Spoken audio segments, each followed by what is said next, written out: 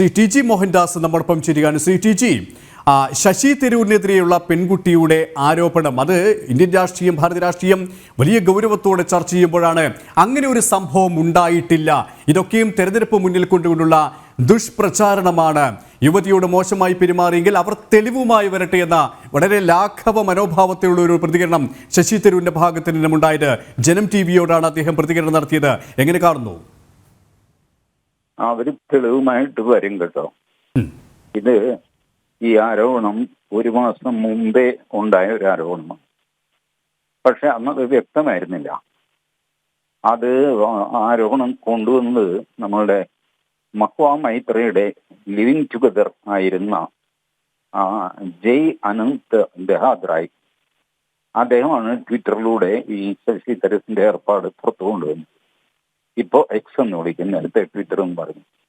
ഈ എക്സിൽ അദ്ദേഹം എഴുതി, വളരെ ഗൗരവമുള്ള ആരോപണം ഈ മനുഷ്യനെതിരെ വരാൻ പോകുന്നു, ഇദ്ദേഹം ഏത് തരം മനുഷ്യനാണെന്ന് തിരുവനന്തപുരത്തുകാർ അറിയട്ടെ എന്നൊക്കെ പറഞ്ഞിട്ട് മുന്നറിയിപ്പ് കൊടുത്തിരുന്നു. അപ്പൊ അന്ന് ശശി തരൂർ അതിനോട് പ്രതികരിച്ചില്ല, ഓടാ പുല്ലെന്ന് ഓർമ്മിച്ചു. മാത്രമല്ല, ഈ മഹ്വാ മൈത്രയും ശശി തരൂരും കൂടെയുള്ള പല ഫോട്ടോസൊക്കെ മഹ്വാ മൈത്രയുടെ കേസ് നടക്കുമ്പോൾ തന്നെ പുറത്തു വന്നിരുന്നു. അപ്പോൾ ഈ ശശി തരൂരിന് എന്തൊക്കെയോ ബന്ധങ്ങൾ ഒക്കെ ഉണ്ട് എന്നുള്ളത് വ്യക്തമാണ്. ശശി തരൂര് ഈ ജയ അനന്തിന്റെ ഒരു ടാർഗറ്റാണ്. അദ്ദേഹമാണെങ്കിൽ സുപ്രീം കോടതിയിലെ വക്കീലുമാണ് Jaya Ananth. So he is not going to leave Tharoor so easily. ഇപ്പൊ ഈ ആരോപണം വന്ന സ്ഥിതിക്ക് ഇതിന്റെ തെളിവും സംഗതിയെല്ലാം നാളെയോ മറ്റന്നാളെയോ ആയിട്ട് പുറത്തു വരും. അതിന്റെ ഒരു പരിഭ്രമം ഒന്നുമില്ല എനിക്ക് എന്ന് കാണിക്കാൻ വേണ്ടി ശശി തരൂർ അത് നിസ്സാരമായിട്ട് അങ്ങ് തള്ളുകയാണ്. നിസ്സാരമല്ലാതെ വളരെ ഗൗരവമുള്ള ആരോപണമാണ്.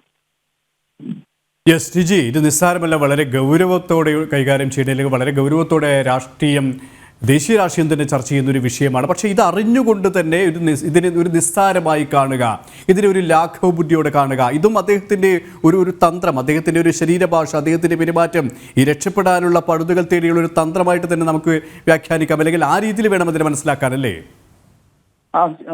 അതിനു മുമ്പും ഇങ്ങനെ തന്നെയാണല്ലോ ചെയ്തിട്ടുള്ളത്. ഇദ്ദേഹം സ്വന്തം ഭാര്യയുടെ മരണത്തിൽ പോലും കേരളത്തിൽ അദ്ദേഹത്തിന് വലിയ ക്ഷീണമൊന്നും സംഭവിച്ചില്ല. അത് കഴിഞ്ഞുള്ള തെരഞ്ഞെടുപ്പിൽ സ്ത്രീകളെ ഉപദ്രവിച്ചാലും കൊന്നാലും അത് ശശി തരൂരാണെങ്കിൽ ഒരു പ്രശ്നവുമില്ല എന്നുള്ള മട്ടിലാണ് മലയാളി അദ്ദേഹത്തെ ജയിപ്പിച്ചു വിട്ടത്. അന്നത്തെ വിജയമാണ് അദ്ദേഹത്തിന്റെ തലയ്ക്ക് പിടിക്കുകയും എനിക്ക് ഏത് സ്ത്രീയെ അങ്ങനെ ഉപദ്രവിച്ചാലും എന്നോട് ആരും ചോദിക്കാനില്ല എന്നുള്ളൊരു അവസ്ഥയിൽ അദ്ദേഹത്തെ എത്തിച്ചിരിക്കുന്നത്. ഇതിനൊക്കെ കൂട്ടുനിൽക്കാൻ ആൾക്കാരുണ്ടെങ്കിൽ എന്താ ചെയ്യാം? ശ്രീ ടി ജി, ഒപ്പം തന്നെ ഇത്തരത്തിലുള്ള ആരോപണങ്ങളൊക്കെയും തെരഞ്ഞെടുപ്പ് മുന്നിൽ കണ്ടുകൊണ്ടുള്ള ഒരു ദുഷ്പ്രചാരണമാണെന്നാണ് ശശി തരൂർ പ്രതികരിക്കുന്നതിനെ. അത്തരത്തിലുള്ള ഒരു നിസ്സാരവൽക്കരണം അത് ഈ ഏത് ആരോപണവും ഈ ഉന്നയിക്കുമ്പോൾ അതിനു മുമ്പ് ഒരു തെരഞ്ഞെടുപ്പ് ഉണ്ടാവും. ഇപ്പൊ ഈ തെരഞ്ഞെടുപ്പ് അല്ലെങ്കിൽ അടുത്ത തെരഞ്ഞെടുപ്പ് ഇപ്പൊ 2 മാസം കഴിഞ്ഞാൽ ഇവർ ഉന്നയിക്കുന്നു വെച്ചോ. അപ്പൊ ഇപ്പൊ ലോക്സഭാ തെരഞ്ഞെടുപ്പ് കഴിഞ്ഞു, ഞാൻ ജയിച്ചു അല്ലെങ്കിൽ തോറ്റു, അതിന്റെ വാശിക്കാണ് ഇത് ചെയ്തതെന്ന് പറയും.